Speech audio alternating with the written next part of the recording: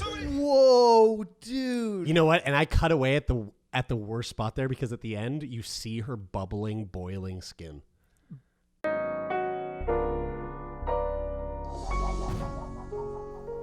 Hey, what's up, folks? I'm Jeremie, one of the co-hosts of Sickboy podcast. And this is a podcast that's been going on now for over 5 years. And we've only been going straight into people's brains via their ears. But now, with the advent of video technology, which has come very far over the last little bit, we are going to be coming to YouTube. So the whole idea of Sickboy podcast is we generally talk to people living with illness, but we try to find the humor that exists within that human experience.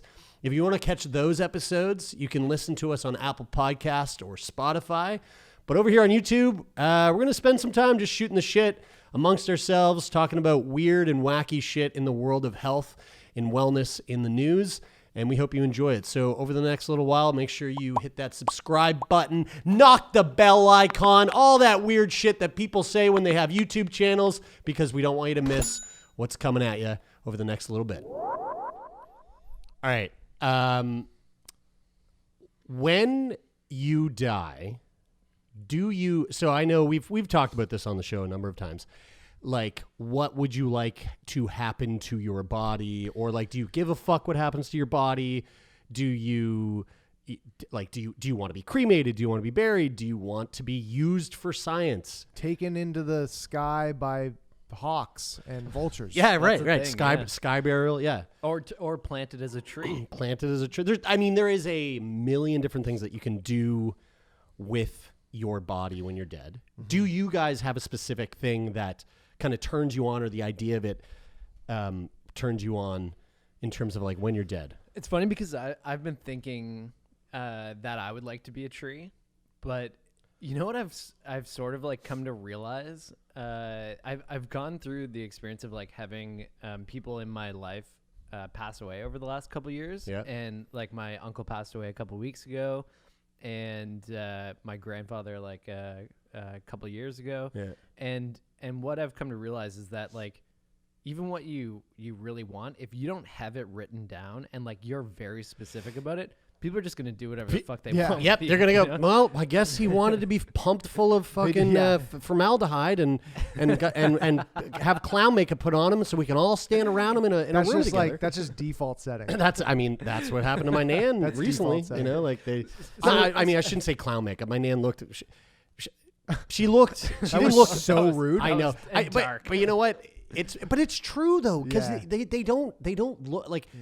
I mean, granted, it was a fucking Zoom funeral, and so I had to see my nan through a phone. Would you ever think that those words would come out of someone's mouth? It was a Zoom fucking funeral. weird time. But I was but she didn't look herself. That was my point. It's like it doesn't look like her. You know, like you don't look like you in that moment. You don't look 30 years younger than you were when you died. No, like no matter how hard our friend Caitlin, who does it for a living, you know, no matter how good she is, she's not going to make anyone's nan look like nan. Well, the problem is you've been dead for like a pretty significant amount of time when the people get to see you again, right? Yeah, like as far as like dead time goes. It's been like a handful of days, and like your body is like responding biologically to the way that that it does when you die. So okay, like you're ballooning up. I was going to say that I wanted to become a tree, but I also say that like as it makes me feel good.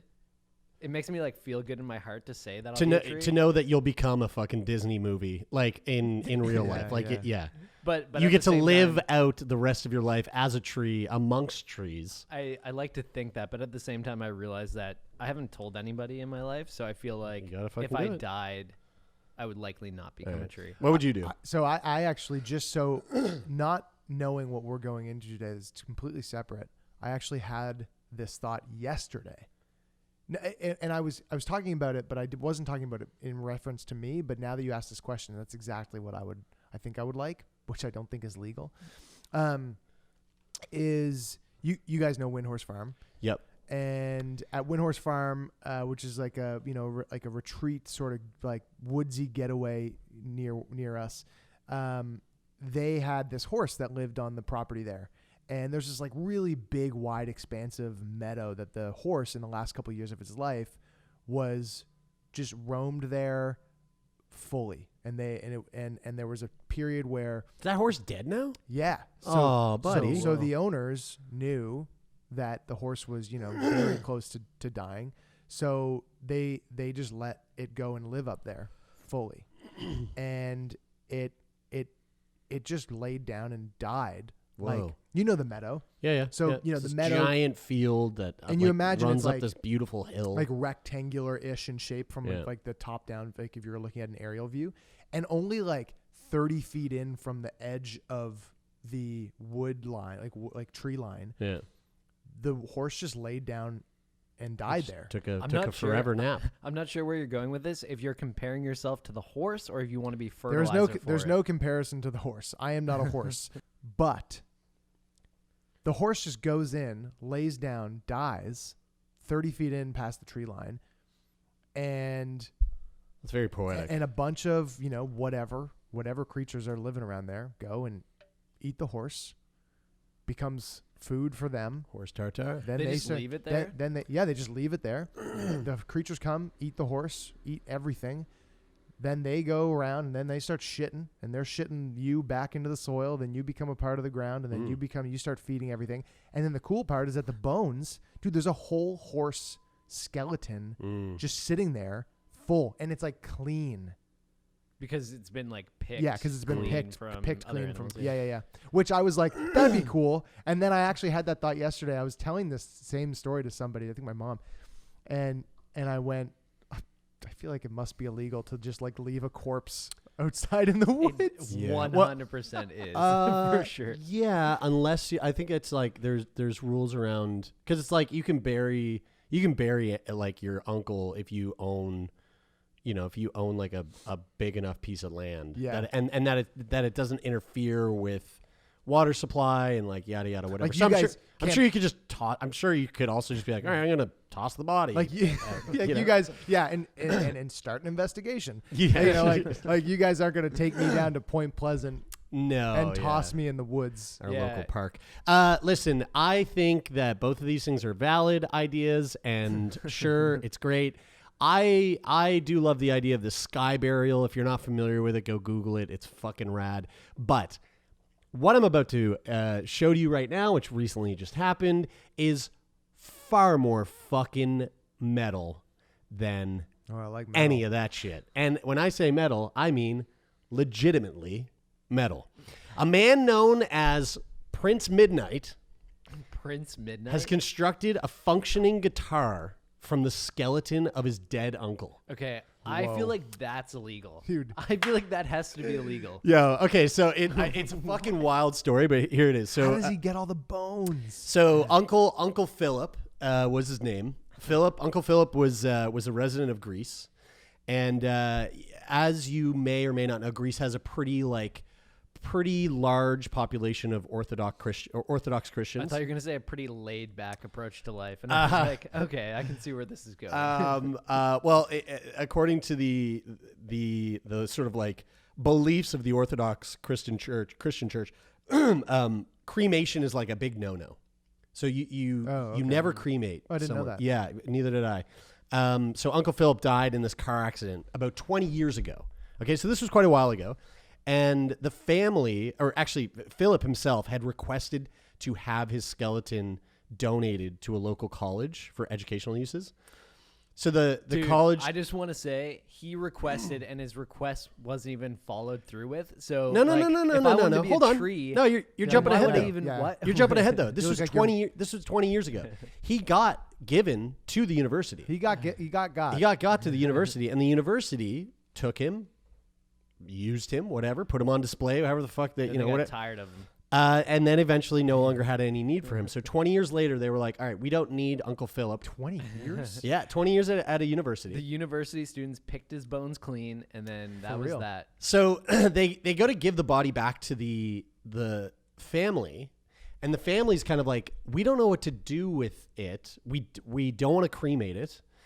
And so there was like this whole brouhaha about what to do with Uncle Philip. And Prince Midnight, who now lives in Florida, a Florida man, he stepped in and he basically was like, I want Philip's remains. So he filled out an extensive amount of paperwork to have Philip's bones sent to his home in the U.S. rather than pay for, a cemetery plot or anything like that. As soon as you said that this guy was from Florida, this became way less surprising. Yeah, I know, right? So he then, and if you'll take a look here, he then attached a guitar neck, pickups, volume knobs, a jack, strings, electronics, all to the bones of Philip's torso to make him a fully functioning electric guitar. Skelecaster. He named it Philip Skelecaster, as one would. Wow. Instead of a Telecaster. That's insane. And not only is it fucking gnarly as shit looking, dude, listen to this thing. What are the connectors? The connectors are fake. Because those. Do you mean the connection between the rib cage? Yeah. Is it fake? I don't know. I mean, yeah, maybe because it's really just those are connective like tissue. fascia, right? Yeah. Dude, this guy's just playing his uncle. So according to he spoke to Metal Sucks, which is a online metal blog. That would be a name of an online metal so blog. ironic. He said, I got a box of bones from Greece and didn't know what to do at first. Bury them, cremate them, put them in the attic. All seemed like poor ways to memorialize someone who got me into heavy metal. So I decided to turn Uncle Philip into a guitar, which proved to be challenging. I did a lot of research, and no one has ever made a guitar out of a skeleton. So I did it. I started out consulting two guys at Dean Guitars woodshop in Tampa, but they got cold feet. I got an idea. Anyway, now Uncle Philip can shred for all eternity. That's how he would want it. I'm super proud of the project and how it serves to honor him in life as he has influenced I don't know. me. I don't like when you're talking about him consulting people. Like, did he ever consult his Uncle Philip? Like, maybe before he died. Like, if maybe that's how he wanted his skeletal remains to be used. I feel like if I died, now we're getting into the fucking conversation of like consent of people who are dead. And you know what? I'm sure that there's valuable conversations to be had there, but I got to say this right now. It's not happening right now. That fucking conversation ain't happening here right now. And I will say this, if I fucking died and the two of you were like, let's figure out a fucking thing to do with Jeremie's remains. I don't give a fuck what you chose. I would definitely be like, I'm down. Yeah. Do it. Dude, if Uncle Philip is like... That's just trust between friends, baby. Yeah, if Uncle Philip's a fucking true metalhead and he's, let's say he's in heaven. and he's looking down and going, unlikely. Prince Midnight turned me into a fucking electric guitar. Dude, Uncle Philip is like, send me the tracks. Like, upload that shit to the cloud and send that shit up here. Dude, he loves it. Maybe. Upload that shit Maybe. to the Maybe. Look at this. I mean, this is fucking insane. It's amazing. I don't think so. I think Uncle Philip fucking truly loved this stuff. Dude, that's what I want to know. I want to know I want to know how he replaced the connective tissue. Well, no, that's what the university did, dude. Oh, like yeah, that's all. right. That's just a skeleton come from the university. So they fill the vertebrae discs and with everything, whatever. And dude, that is so gnarly. isn't that fucking sick? Yeah. Yeah. It makes me ask a lot of questions of myself, like Like, why are you such a Oopsie. Like, why you want to be a fucking tree? yeah. I Soft. immediately You're regret the my you're the decision. fucking folk music of death, dude. Oh man, All right. Really funny. that's really funny. So I was fucking trolling through Reddit the other day, as I do, trying to find content for the show, and I stumbled across this like vintage commercial that I thought you guys would find really interesting. Check this out. So this is like a PSA from like the 70s. Tell me if you feel like this would be effective. Because so many Americans think getting drunk is fun, we thought you might like to join us in the national drinking game. Just answer yes or no to the following 10 questions. Do you talk a lot about drinking? Only when I'm awake. Do you drink more than you used to? I try to. Do you gulp your drinks? Only out of a glass. Do you often take a drink to feel better? Do you drink alone? Only if I'm stuck. Do you ever forget what you did while you were drinking? Do you keep a bottle hidden somewhere for quick pick-me-ups? How does he know? Do you sometimes start drinking without really thinking about it? Sometimes. Do you need a drink to have fun? I do now. Do you ever take a drink in the morning to relieve a hangover? Uh-huh. Congratulations. If you had 4 or more yes answers, then you may be one of over 9 million Americans with a drinking problem. That actually like hit pretty heavy. Yeah. Yeah. You know what they did so perfectly, I think, in the execution of that commercial is the very relatable situation that I think we've all been in before, where you're at some sort of social gathering and everyone's having a really great time, and then someone, like whether accidentally or on purpose, like says something that really drops the mood, and it's Yeah. like there's the kind of like awkward laughter that like falls into the like a real bummed out fucking state, and everyone's Yeah. like, oh, why'd you say it like that? You know, like we were joking, but now it's not a joke. Now you it's know? serious, and I have to think about myself. I you know, it's, you're watching it at first, and you are kind of you're like, haha, this is kind of funny, and then by the end of it, you're like, oh, shit, dude. See, I Yeah. thought it was going to be like a really like out of touch commercial for like why you should drink initially. Like, Why you should drink? Yeah, right, well, right. I thought it was totally. like I mean, Yeah, I mean, like- think about like Yeah, when you watch that's Mad what I was Men. thinking too, Yeah, when right? you're watching Mad Men, like the way they smoked and the way they Yeah, drank yeah, in the yeah. office and Yeah. stuff. Yeah, totally. Yeah, so when it started off that way, I was like, this is really funny because it's just so ridiculous. Yeah. But then all of a sudden it really Then it started gets to hit, real. and I was like, What's kind of crazy about all of that and drinking in general, like drinking culture, I guess, in general, is that when you are like, I don't know, 20, 22, like mid-university age-ish until like maybe your mid to late 20s, it's like a totally fine, acceptable, and expected for you to like tick the boxes on almost all of those questions.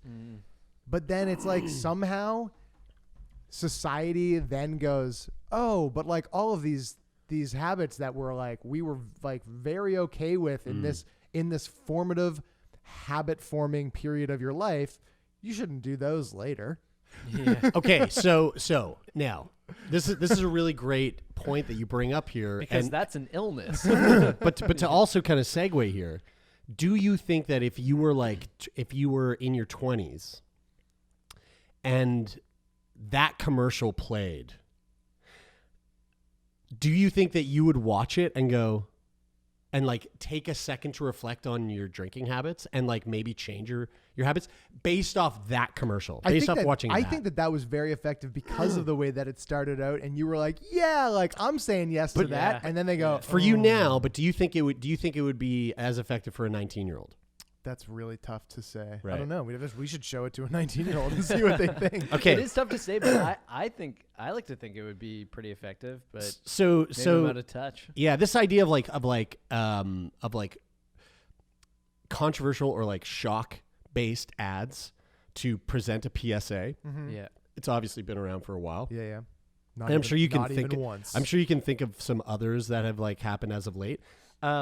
They've definitely upped the shock value in the last decade, in the last decade and a half. Oh, I see where this is But going. do you Yeah, I think see where so? this is So going. so now think about how you would feel as that being effective to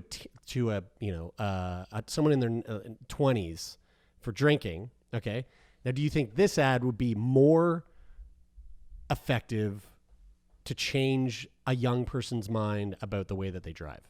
She's got a smile that it seems to me reminds me of childhood memories. It's pretty cute. Where everything was as fresh as the bright blue sky. Sticks his dinky in his pocket. I'm sad already. Yeah, I don't even want to watch I'm this. sad. This is coming out of When I Ireland. see her face, she takes me away to that special place. And if I stayed too long, I'd probably break down and cry. Buckle up, fellas. Oh my God! Don't say that.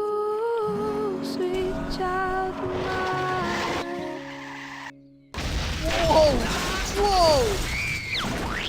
Whoa, dude. Since 2000, speeding has killed a classroom of our children. Shame on you. You can never control the consequences if you speed. Shame on you. Whoa. Seamus on you. I don't know if you guys heard it, but there That is. was a lot to handle. That was fucking intense, Dude, right? I thought that I was was going somewhere nuts. totally different. So I don't know if you caught it, but when the car rolls over the children, I think they I did. can't believe I'm laughing. It's hard not to laugh. I think they did this to lower the intensity of it. Look, Brian, I know this is gonna make some work for you, but can you in post go back and show this part right here? Did you hear that little like? There's like a comic, yeah. like a Cartoony. like when it rolls over the kids, and I guarantee you they made the ad and they're like, here's the fucking ad, and the you know whatever, like the drivers board of Ireland was like, holy Christ, Dude. can we add some fucking sound effect to make it not so. You know like what they needed to do something. You know what is one of the most fascinating things about seeing an ad like that is, you know, the like ads they take, you know, ads that are going to be played on TV that are sponsored by government. You're going to get all these people involved. There's going to be ideas rolling. There's going to be conversations. People are going to be tossing out different ideas. When they settled on this idea, you know that there was less extreme versions that were put forward. Oh, for sure. And more extreme versions. So okay, Yeah, dude, I don't know how you get more extreme than that. Like That's- like that. it's pretty I want extreme. I want to was know what they laughing- turned down. I was laughing only because, you know, like when you get like you're so disturbed by something that like the only reaction that sort of comes out of you is like this like whimpering laughter. That's I mean, how it's I kind feel of watching kind of that. like the scene. It's kind of like the scene in Hobo with a Shotgun where they flamethrower. Yeah, Where they yeah. flamethrower the school bus full of children, and Yeah. you're just my you're jam. You have to laugh. You have to. Yeah. Because You really do. you Well- can't- yeah, otherwise there's no other way to process that. So I know that was an Ireland ad, and but here's the thing: is like these shock ads aren't exclusive. They're a lot of countries have adopted them. A lot of countries have put them into place. Canada ranks at the top, at the highest echelon in like intensity. of intensity. It's specifically the Workplace Safety and Insurance Board of Ontario put out an entire ad, ad campaign. I think it was the campaign was called Prevent It.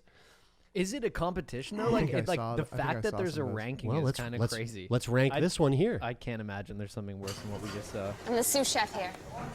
With any luck, I should be head chef by next year. I've got this amazing fiance, who I won't be marrying this weekend, because I'm about to be in a terrible accident. But really, I should have cleaned up the grease over there, and they should never put the deep fryer so close.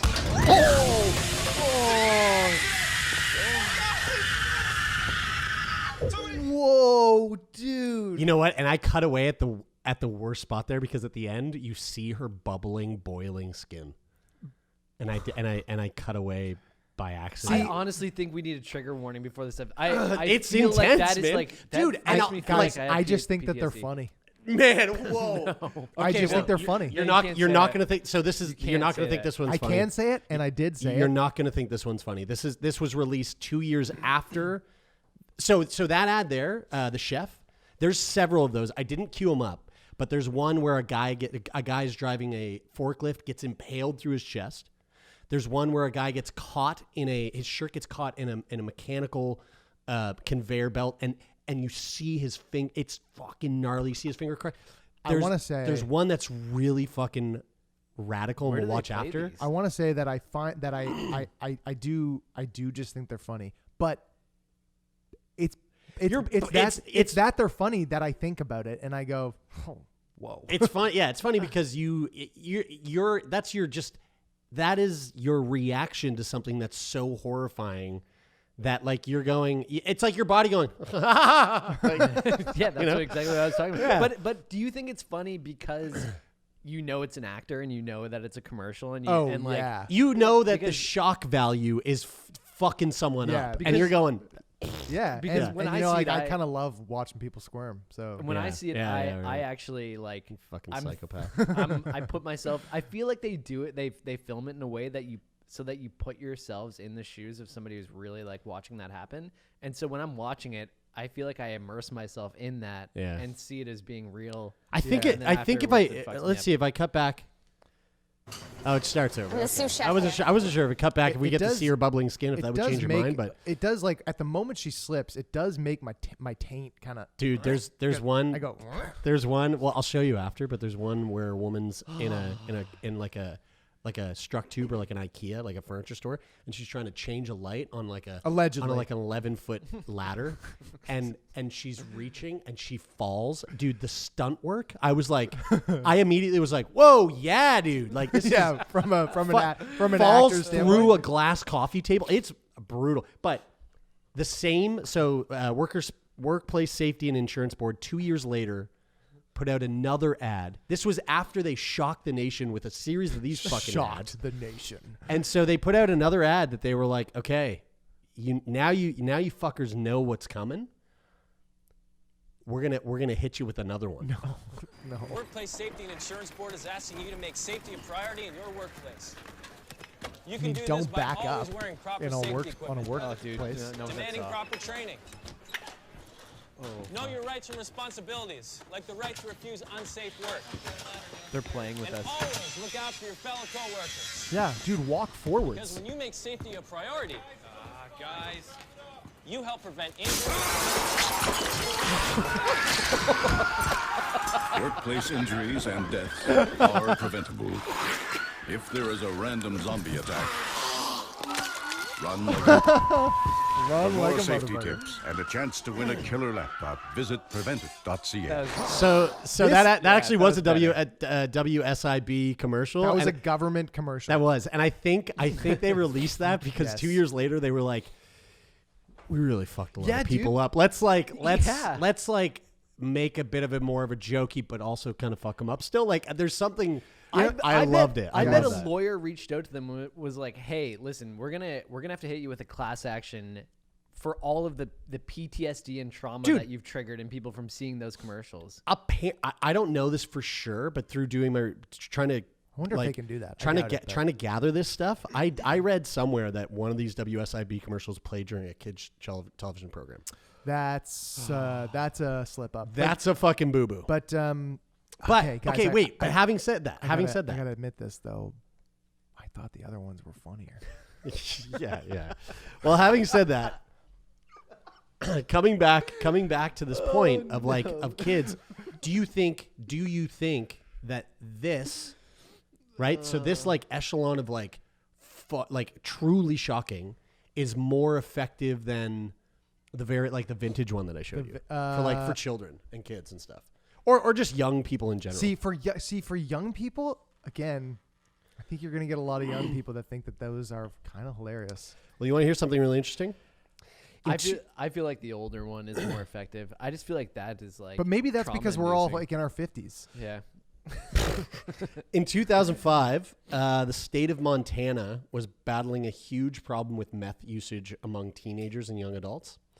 And so Montana, the Montana Meth Project began a really gritty campaign of shock ads aimed at cutting down the state's raging meth problem. What year was this? I was It was- shown these it was- in high school. Meth, not even once. That's right. That's it, right? It was 2005. Yeah. The Montana Youth Risk Behavior Survey, conducted by the Montana Office of Public Instruction in coordination with the U.S. Centers for Disease Control and Prevention, found that between 2005, so when it began running, and 2009, the meth use in Montana dropped by 63%, while meth-related crime dropped by 62%. I will say, having seen these, I saw these in 2008, I believe. I went to school in the U.S. and they were using this as I think that this was the discussion. It was in a health class, and I think we were discussing the idea of like how it affects you and what you think about it. But Right. I will say that having seen some of these ads, these not even once ads, for meth. Did shake you up? They're not funny. They're just dark. Right. They're just super dark. Right, but it's this, surprising to hear you say that. But this is funny, right? Let's just watch this one more time because this is fucking. I'm the sous chef here. This shit is hilarious. Any luck, I should be dude. head chef by next Look year. at this lady. She's about to be head chef. Yeah. I've got this amazing fiance. Look at that. She's in love. I think I that's won't the be thing marrying that's this weekend. funniest. I can't look Oh at wait. it. Is the Because I'm about to be in a terrible accident. What does she mean? But really, I should have cleaned up the grease over Oh, there. that looks heavy. And they She's should never admitting put the fault. deep Watch this fryer fall. so- Ow! Oh my god, dude. Oh! I mean, So how funny is that, Taylor? She Huh? admitted, How funny is that? She admitted fault because she didn't clean up the grease. That's I honestly, objectively I feel funny. sick. I feel sick to my stomach. Well, here's I feel another sick stat. myself.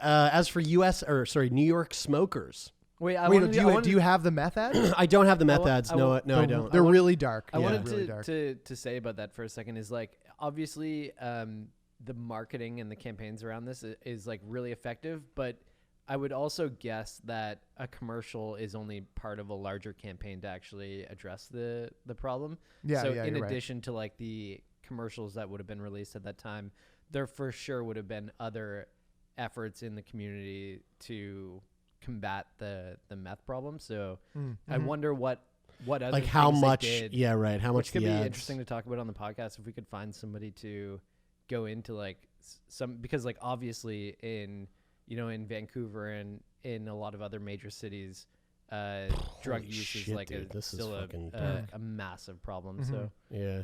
Are you watching? I pulled up one of the visual ads and it's It's dark. it's a little It's really It's sad. a little dark. Yeah. I mean, There's I nothing don't know. funny about. There's also nothing a funny about there's this. also a very big difference between something that is like, very, what's the way to put this? Like, driving fast. It's like, well, we all do it sometimes, and we all know that we shouldn't, and those ads are a good reminder that we shouldn't. And then there's ads for drinking. It's like, again, it's something that we know a lot of us, most of us do, and sometimes we drink too much, and that's a reminder. But meth is one of those things that's like, you got a smaller portion of the population, although it's. I mean, it's Montana wasn't a small, Montana, small portion. It's not a small portion, but it's a smaller portion than it is of people who are like drinking or driving cars a little bit too fast, and and meth is so dark. Dude, look at this ad right here. I mean, I don't think it gets darker than that. That is. I can't even like That is truly fucked. look at that because it's like That's not it's funny. just, No, there's nothing funny Yeah. about that.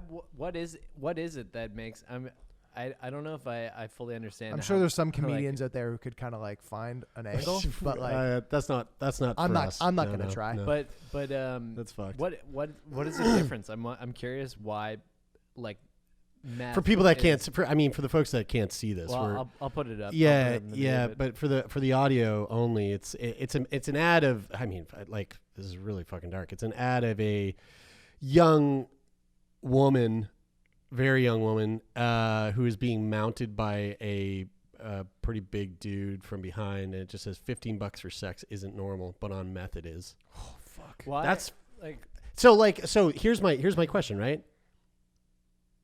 Is this like? I think this shit. There's definitely people out there who see this and get fucking angry. I But mean, I- that's kind of the correct response. Yeah, sure. Do you mean And angry that they're I doing get it? angry that it's being people that get angry that it's being made. Oh, well, Whereas that's, I think that this is if you want to shake someone up to be like, yo, stop whatever, stop doing meth, stop smoking cigarettes with your children in the car with you, or stop fucking texting and driving. Like, I think you need to smoke people with fucking. remember that Black Mirror episode with the guy who ends up like in the field in the car and with the hostage. Yeah. And he Yeah. he was texting while he was driving and his wife died and he blamed the That's right. He Yeah, blamed yeah. the That's- social but media company. That's a The, great anti-texting but while driving ad. the thing is the thing that when I see that I'm like, oh fuck, like I like seeing having kids see that is not a great thing, but also it's kind of like those parents that protect their kids from like everything in the world and don't want them to see shit like that. But the reality is that it exists and it's happening. Like the people You're not going to protect your kid from shit, dude. I watched Alien when I was 6 and I found porn in the woods when I was 5. Dude, I found porn in the I woods. watched Die Hard with my dad when I was 8. My man. The thing is like, I mean, these are real problems that exist on this planet, and trying to hide them from people is not going to help fix them. No. And I agree. is never going to help prevent them from, ending up in those situations that they're advertising against too. So I don't know. Woo. Those ads are fucked though. They make me feel weird. Like this, the last 15 minutes, I felt really weird. The last 15 minutes, like just now. Yeah, there's a lot. I know, there's a lot. Well, intense, and also like could potentially be trauma inducing. I mean, there's no trigger warning for that ad, but it's like clearly showing dude, like that's assault, just popping up out of nowhere would be a lot. Well, speaking of that's the other hard part about that. Speaking of PTSD, we had this really interesting conversation a few weeks back with all of our patrons. Patreon.com/Sickboy. If you want to join the conversation on our weekly hangouts. And a lot of exclusive content. And a lot of other fun shit. But this conversation came up because I forget how we got onto this, but I showed everyone this video. You're 40 and all grown up. You look beautiful, just like when you were a little girl. I watch over you and your sisters and brother and the kids.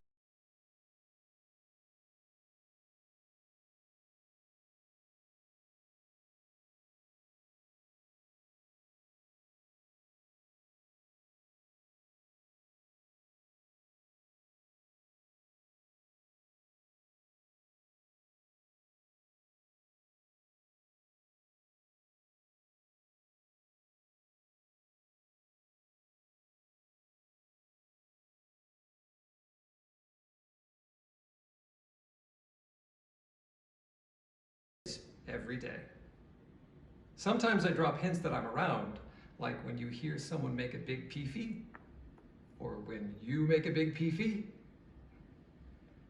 Remember when I would drive you to school in my tiny Mercedes every day and we would listen to this song together? So I googled peefee and all I could find, which was from Urban Dictionary, is peefee means queef. Queef? I don't think that's what he was referring to. Hey man, I don't know, dude. I don't know that family. I didn't know that you were about to say that, and I was about to interject and say queef, and then you said that's actually what it is. So did he say when you made a big peefee? Yeah, or yeah. I made a big. When peefee? someone around, I think what he said was, you were reminded of me when someone makes a big peefee, or when you make a big peefee. So when she makes a big queef, she thinks of her dad. I think is what he was going for there.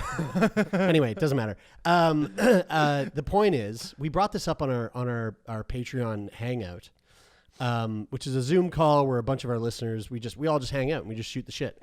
And in bringing up this video, there was really mixed reactions. So like there were some folks that were like, "That's really fucked up that he did that for her." And then there were some other folks that were like, I don't know, I kind of like it. And we got into this conversation of like, of the use of deep fake technology. And so for people who don't know what deep fake is the use of software and AI where they can take something that has been like sometimes previously shot or made, so video content, and they can almost seamlessly weave in somebody else's face within that content, and sometimes even their voice within that content. Basically, use AI to map a number of photos or images or reference files to another file to make it look like a person that it is. Right. So give me the Rockwell automation version. Yeah, I mean, but that was really good. That's it. And it's like, if you have enough content of you that exists online, or out there in the public sphere, like Kim Kardashian's father, it's really easy to reproduce this. So here's where the conversation went. Right, we had this conversation where could deepfake technology be used for therapy use, right? So like the reason why we were talking about this was like, okay, someone in your family dies and you're grieving that person, and maybe there was like some things that went unsaid or whatever. And if you had the ability to like hear that person say something to you, even though it's not real, even though it's fabricated, but because it looks so real, or if we get to a point where it looks so real, like could that be effective as a way of the a same form of reaction treatment? that I have to watching those WSIB commercials. Like I know it's not real yet, but it's still like hits right. pretty deep. Everybody right? would be different. I mean, for some people it'd be very effective. For some people it would just be like, oh my God, why are you doing this to me? So there's research being put into this, or that there's at least some speculation that they think deepfake technology could be used in forms of therapy to help with this. So specifically, they're talking about PTSD and grief. Just as a quick kind of like run over, PTSD, which stands for post-traumatic stress disorder. As the name implies, it gets triggered after going through a traumatic event that significantly ranges in severity. So this could be stressful careers, childhood abuse, sexual assault, domestic abuse, violent assault, substance abuse, major disasters. So like, surviving an earthquake or a tsunami or something. Family history of PTSD can also be a factor. What do you mean by that? What does that mean? I think it's like if you've got long generational PTSD, it can like be sort of handed down to you of like, just a whole family fucked up. I'd like PTSD. to hear somebody explain that on like a. Yeah. I mean, I'm not sure if it's referring level. to this, but like obviously if somebody has gone through a really intense trauma through their lifetime, they raise a kid, then a lot of that can spill over into the way that they raise their kid. It's not intergenerational trauma. Yeah, exactly. It doesn't necessarily always have to happen. Yeah. But so right now, typically PTSD is the management of it is focused through medication. So like pharmacological drugs like mood stabilizers, antipsychotic medications, etc., and psychotherapy. But apparently a lot of patients relapse after a little while, which is what makes PTSD pretty problematic in the field of psychiatry. And then on top of that, so that's PTSD, and then grief. We're all pretty aware of what grief is, but I found this to be really interesting. I never actually heard of this before. So, grief is a natural process that we all go through during the phase of like loss, losing someone, or loss and change within our lives, which we've recently talked about on an episode on the show with Julia Samuel. But according to the DSM, persistent complex bereavement disorder is like a prolonged grief disorder, and it is defined as the yearning or longing for the loved one and getting preoccupied with the deceased and its circumstances for at least 12 months.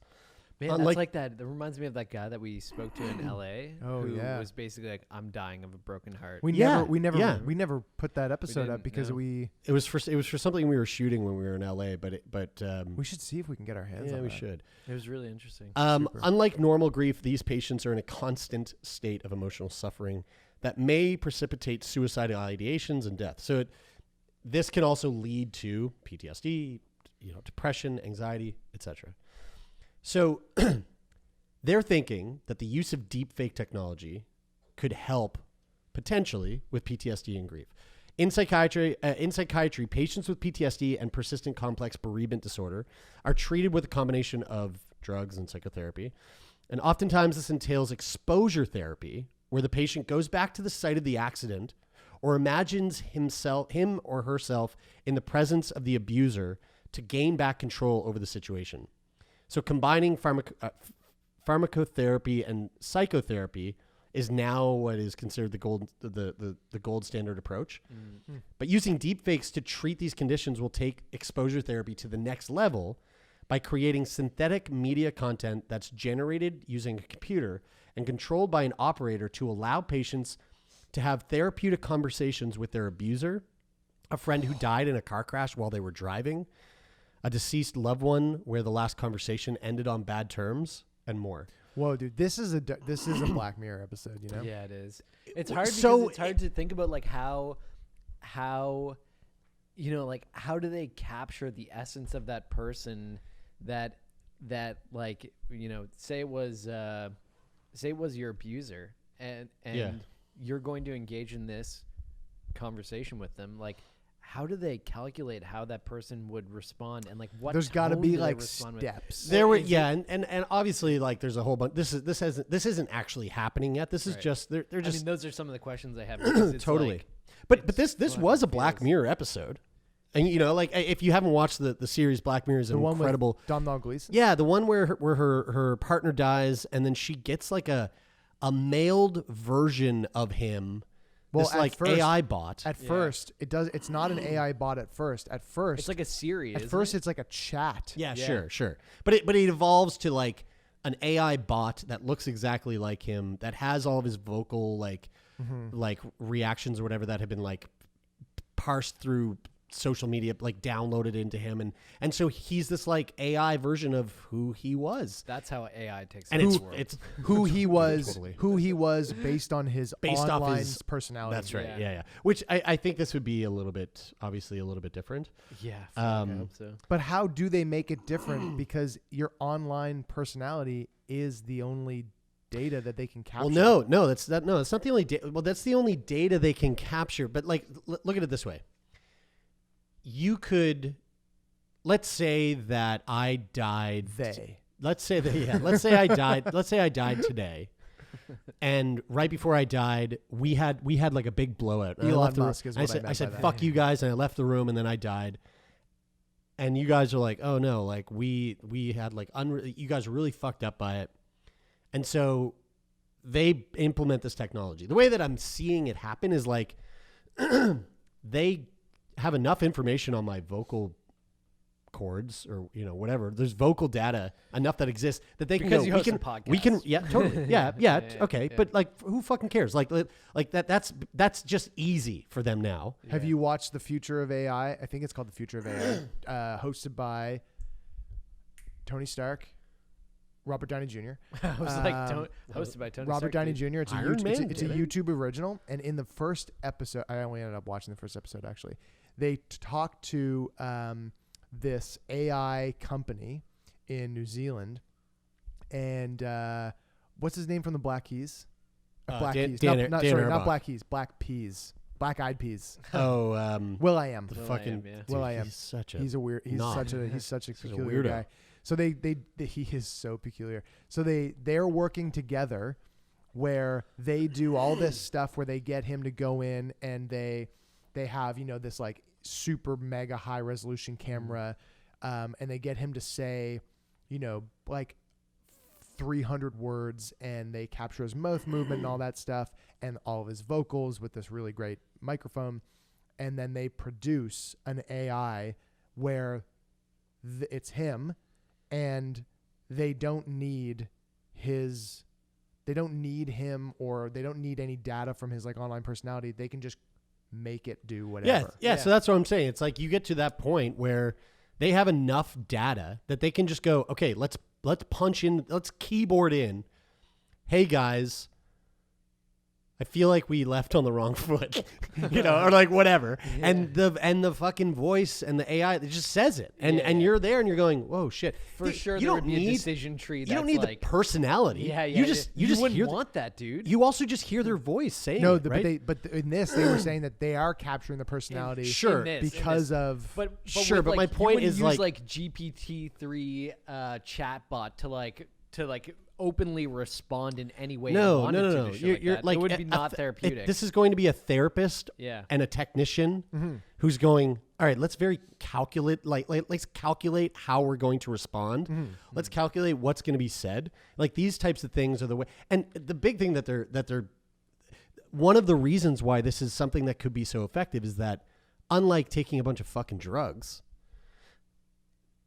there's no side effects. There's no drug-based side effects that are coming with this Yeah. like virtual reality exposure therapy. Well, it kind of goes. It's in line with the idea that came out of that conversation that we had on the podcast with the guy who was approved to do the medical treatment in psilocybin. Like the reason why that treatment is so effective is because it's an experience. Yeah. And so like having this conversation, I mean, it could be totally scripted, and the therapist could be telling you, okay, next you're going to ask about this. Yeah. And then you ask that, and then it gives that response that is already written in. Yeah. I think that would be really therapeutic for some people. Yeah, for some For people. some people, sure. Yeah. I mean, just like the same way that only some people respond to drugs, like, you know, like, or just like the same way that on our Patreon call, www.patreon.com/sickboy, if you want to join the conversation, that there were people on there that were like, if someone did that and that was my dead father, that would fuck me. Like that would fuck me up. I wouldn't be able to handle it. Whereas there was other people that were like, wow, that would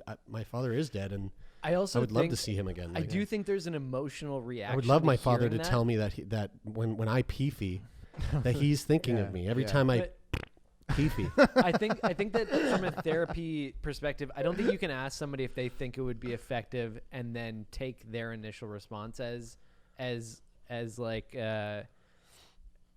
truth in that situation anyway, because I think that there would be a lot of people who would respond initially quite emotionally that would say, oh, I would never fucking do that.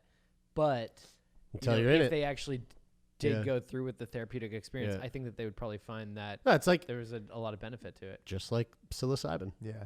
And we can leave. I would never do that. Then they do it and they go, that was great. And we can leave it up to the therapist to decide when it's time. Yeah, it's not or it's whether not it's up to us. time. Should be up to us though. That concludes everything I had fucking whipped up for today. This was really fun, guys. Hey, sweet, yeah. This was great. Visual, we can see our faces. Yeah, isn't that nice? Yep. And if you disagree with anything that we said, just put it down in the comments and we won't read them. Actually, I would be dying to know in the comments, what would you like to do with your body when you're dead, or what would you like your nephews to do to your body after you're gone? Do you think that these shock ads are fucking effective, or are they just causing more PTSD? And with all those new PTSD cases out there, do you think AI and deepfakes are the way to go? Let us know in the comments. Keep it civil. Keep it civil in the keep it comments, civil. y'all. Keep it civil. Is that even possible? All right, this is really fun.